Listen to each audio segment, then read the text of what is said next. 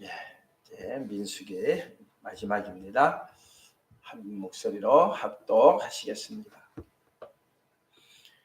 요셉 자손의 종족 중 므낫세의 손자 마길의 아들 길르앗 자손 종족들의 수령들이 나와 모세와 이스라엘 자손의 수령된 주휘관들 앞에 말하여 이르되, 여호와께서 우리 주에게 명령하사 이스라엘 자손에게 제비 뽑아 그 기업의 땅을 주게 하셨고, 여호와께서 또 우리 주에게 명령하사 우리 형제 슬로브앗의 기업을 그의 딸들에게 주게 하셨은즉, 그들이 만일 이스라엘 자손의 다른 지파들의 남자들의 아내가 되면 그들의 기업은 우리 조상의 기업에서 떨어져 나가고 그들이 속할 그 지파의 기업에 첨가되리니, 그러면 우리가 제비 뽑은 기업에서 떨어져 나갈 것이요 이스라엘 자손의 희년을 당하여 그 기업이 그가 속한 지파에 첨가될 것이라. 그런즉 그들의 기업은 우리 조상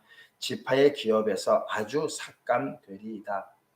모세가 여호와의 말씀으로 이스라엘 자손에게 명령하여 이르되, 요셉 자손 지파의 말이 옳도다. 슬로브앗의 딸들에게 대한 여호와의 명령은 이러하니라. 이르시되, 슬로브앗 딸들은 마음대로 시집가려니와 오직 그 조상 지파의 종족에게로만 시집갈지니, 그리하면 이스라엘 자손의 기업이 이 지파에서 저 지파로 옮기지 않고 이스라엘 자손이 다 각기 조상 지파의 기업을 지킬 것이니라 하셨나니, 이스라엘 자손의 지파 중 그 기업을 이은 딸들은 모두 자기 조상 지파의 종족되는 사람의 아내가 될 것이라. 그리하면 이스라엘 자손이 각기 조상의 기업을 보존하게 되어 그 기업이 이 지파에서 저 지파로 옮기지 아니하고 이스라엘 자손 지파가 각각 자기 기업을 지키리라. 슬로브앗의 딸들이 여호와께서 모세에게 명령하신 대로 행하니라. 슬로브앗의 딸 말라와 비르사와 호글라와 밀가와 노아가 다 그들의 숙부의 아들들의 아내가 되니라. 그들이 요셉의 아들 므낫세 자손의 종족 사람의 아내가 되었으므로 그들의 종족 지파에 그들의 기업이 남아 있더라. 이는 여리고 맞은편 요단가 모압 평지에서 여호와께서 모세를 통하여 이스라엘 자손에게 명령하신 계명과 규례니라. 아멘. 기도하시겠습니다. 하나님 아버지, 정말 감사합니다. 우리의 모든 마음의 생각까지라도 다 감찰하시는 아버지 하나님 앞에 우리의 모습은 참으로 부끄러운 것뿐이 없는 그러한 존재들입니다. 그럼에도 불구하고 이 새벽에 저희들 또 졸린 눈 비비며 일어나서 주님 앞에 머리 숙였습니다. 은혜 받기를 원합니다. 주님, 고침받기를 원합니다. 주님, 정말 마음에 새로운 변화의 물결이 일어나기를 소원합니다. 성령의 불로 도말하실 것들은 온전히 도말하시고 성령의 큰 물결로 우리 모두가 새 사람으로 변화받을 수 있는 복된 날만 되게 하여 주시옵소서. 예배 시종을 통하여 하나님 영광 받아 주시옵소서. 예수님의 이름으로 기도하옵나이다. 아멘.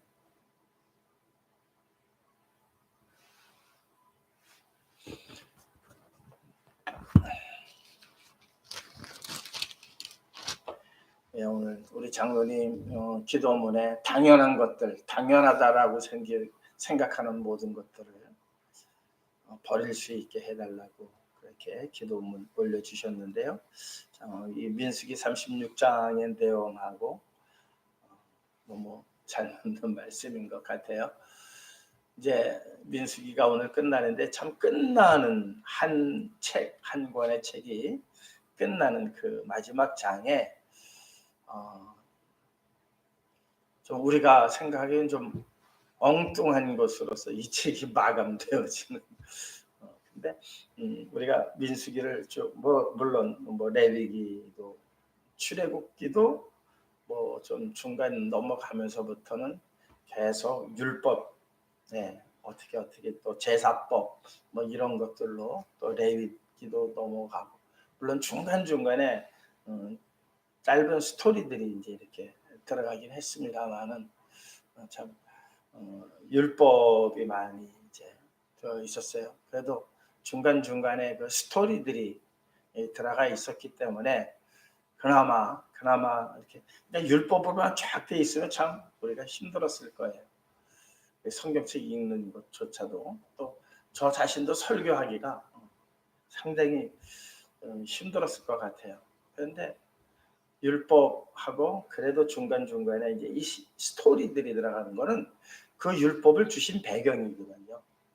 그래서 어느 한 장은 계속 율법에 관한 이야기로 가득 차 있었지만, 그나마 그 중간중간에 삽입되어져 있는 그 스토리 때문에 그 율법을 이해할 수가 있게 되었고, 이제 그렇게 이제 성경을 이제 자세히 보게 되어지면 이제 그런 부분들이 이제 보이는 것 같아요. 그러면서 근데 물론 스토리들이 다 좋은 스토리들은 아니었어요. 되게 원망하고 불평하고 그런 스토리들. 그래서 막 그냥 사람들이 죽어나가야 하는. 그리고 또 다시 이제 율법의 말씀을 주시고, 참 이제 새봄이 되어서 우리가 이렇게 밭에 나가 보게 되어지면은 뭐 집에서 이렇게 텃밥을 가꾸시는 우리 성도님들도 계시겠지만, 이게 매일같이 풀을 안 뽑아주면은요, 이거 하루 이틀만 돼버리면 그다음에 손을 댈 수가 없어요. 우리의 마음의 죄라고 하는 것도 그런 것 같아요. 그냥 내깔려 두면은 아주 그냥 그게 당연한 게 되어버리고 말더라고요. 그냥 매일같이 말씀으로 정화하고 뽑아낼 것 뽑아내고 주님 앞에 매달릴 것 매달리고, 이 거의 이 성도들은 이 죄와의 싸움인 것 같아요. 죄와의 싸움. 이스라엘이 40년 동안 뭐 하고 왔어요? 이 죄하고 싸우면서 온 거거든요. 그 죄 때문에 많은 책망도 받고 또한 환난도 겪고, 그리고 나서 또 하나님께서 율법을 주셔서 그 율법에 집중할 수 있도록, 그다음에 그것을 또 마음에 새기면서, 그러니까 그 율법의 말씀을 마음에 새긴다라고 하는 것은 내 안에 있는 그 죄들을 자꾸 제거하고 뽑아내고, 우리가 텃밭의 풀들을 뽑아내듯이, 그래야 아름다운 텃밭이 되고 아름다운 정원이 되어 가는 것처럼, 그냥 내깔려 두면 이건 뭐 완전히 풀로 덮여지고 손 쓸 수 없을 정도로 그래요. 제가 아침에 이렇게 나오면은 집에서 이 자전거 도로로 이렇게 나오다 보면은 그 가시풀이라는 게 있지 않습니까? 아주 그래서 그냥 큰 나무 다 타고 올라가서 고사시켜 버리죠. 지금 그런 풀들이 너무 많다고 그래요. 계단을 올라오는 나무 계단을 이쁘게 만들어 줘서 이렇게 나무 계단을 올라오는데, 그 옆이가 이제 이렇게 그냥 나무들이 이제 풀 숲이에요. 숲인데 그래도 처음에 뭐 좋은 것들을 이렇게 한다고 해서 여러 가지 그 화초나 또 뭐 좋은 나무들을 좀 이렇게 심어놨는데, 가시덤불이 올라오기 시작을 하니까는요, 재간이 없어요. 그래서 제가 지나다닐 때마다 내가 꼭 한두 뿌리는 그 가시나무를 좀 제거 좀 해줘야 되겠다.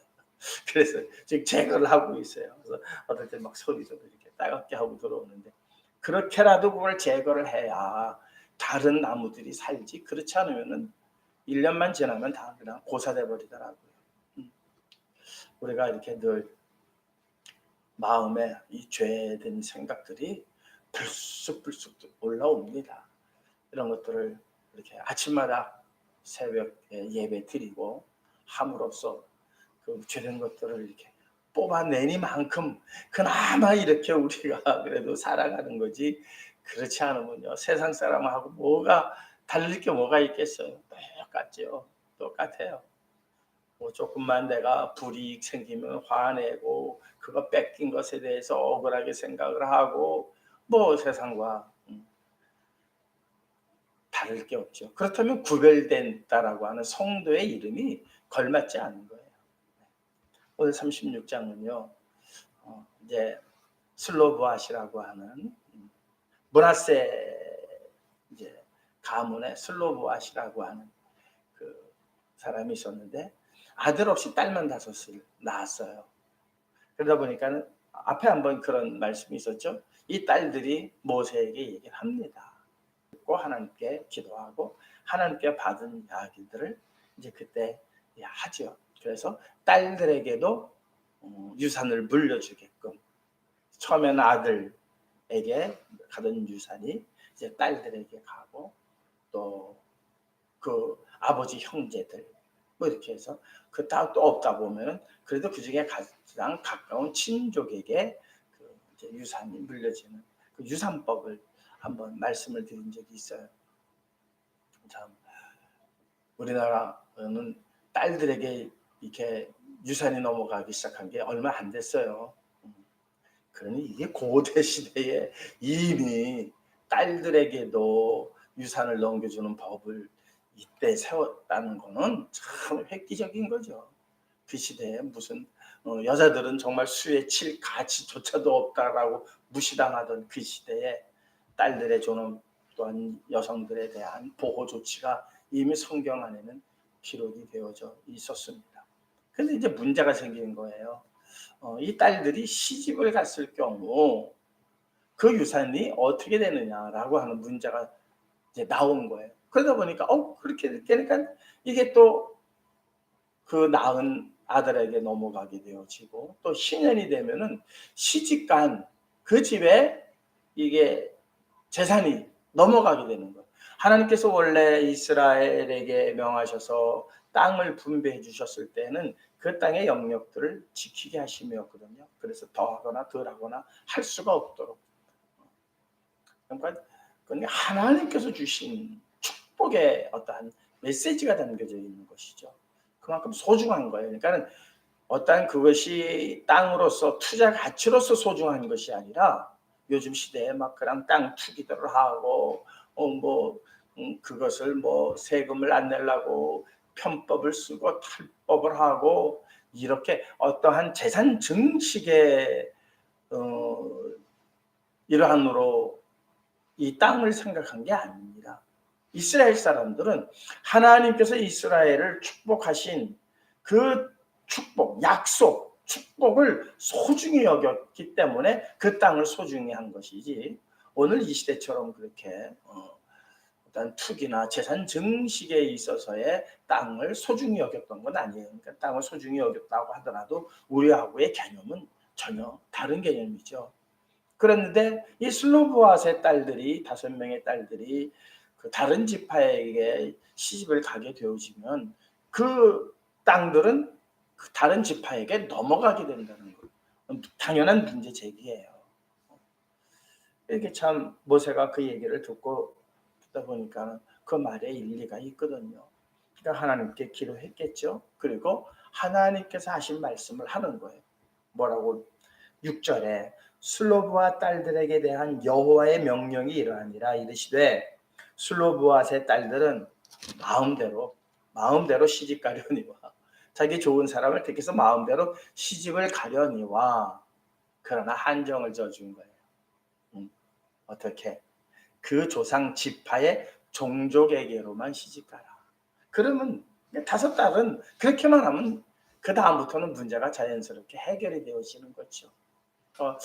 한편으로는 마음대로 시집가려니와 해놓고 그 종족 조금 부딪히는 말씀이긴 하지만 이 딸들이 그 명령을 지킵니다. 무엇을 의미할까요? 요즘 이 시대에는 참 이해하기가 어렵죠. 근데 무엇을 더 소중히 여겼느냐 이 딸들이. 물론 사랑하는 사람이 다른 지파의 사람일 수도 있었을 거예요. 그러나 이들은 그 땅의 소중함을 알았기 때문에 그 소중하다는 것은 먼저 말씀드렸듯이 약속과 축복의 상징이기 때문에 이것은 그것도 하나님과의 관계에 있어서. 그래서 지난주일 말씀을 드렸죠. 하나님의 뜻이 무엇인가 분별하도록 하라. 그것은 그 하나님의 뜻을 행하는 자라야만이 하나님 나라에 들어갈 것이다. 그 하나님의 뜻이 우리의 삶 속에 가장 1순위가 되어야 한다라고 말씀을 드렸습니다. 우리는 자유인입니다. 이들은 애굽에서 나오는 순간 자유인입니다. 그러나 그 자유 또한 어디에만 한정되어져야 되느냐? 하나님의 약속과 축복 안에서만 한정되어져야 하는 것이지, 이것을 넘어가서 내 마음대로야 뭐 우린 자유할 수가 있어 해서 우상 숭배 쪽으로 가게 되어지면 그것은 멸망의 길이라는 거예요. 그러니까 약속의 그 터에서 벗어나게 되어지면, 약속이라고 하는 울타리, 양은 항상 목자의 영역 안에 있어야 되는 거예요. 목자의 영역. 그 울이라고 하는 목자의 영역 안에 있어야 그 양이 보호를 받을 수 있는 겁니다. 양이 울타리를 넘어가게 되어지면 거기에는 사자와 이리, 맹수들로 두글두글한 거예요. 항상 우리 안에 있어야 됩니다. 그것을 우리는 약속이라고 그러고 신약에서는 은혜라고 말씀을 드리는 겁니다. 슬로브아세 5 딸들은 무엇이 더 소중한 걸 알았어요. 하나님께서 우리에게 주신 이 복된 땅이 얼마나 소중한 것인가. 그들은 알았기 때문에 그 5명은 그 조상 지파의 종족에게로만 한정되어져 있는, 어떻게 보면 조금 이 슬로브와 5 딸들은 남들보다 좀 제한된 게 많은 것 같아요. 그러나 이들에게 또 주신 축복이 있었잖아요. 다른 딸들은 없었는데 이 5 딸들만은 아들이 없는 관계로, 남동생이나 오빠가 없는 관계로 이 5 딸들에게는 다른 딸들이 누리지 못했던 것들을 받았고, 그 받은 것은 또한 지키기 위해서 어떻게 했다? 요즘 뭐 세계적으로 희한한 그 결혼 문제들이 많이 나오죠. 또 어느 신부, 아주 유명한 거의 뭐 추기경급에 해당하는 그 신부는 정말 사랑하는 여인이 생겨가지고 추기경직을 벗어 던지고 여인과 결혼했던 그러한 일들도 물론 조금 오래된 일이긴 합니다만, 그래서 뭐 이거 휴머니즘으로 얘기하자면 뭐 멋지다라고 하는 뭐 그런 기사들을 많이 봤었어요. 근데 오늘 이 말씀을 우리가 보니까 그게 아니구나.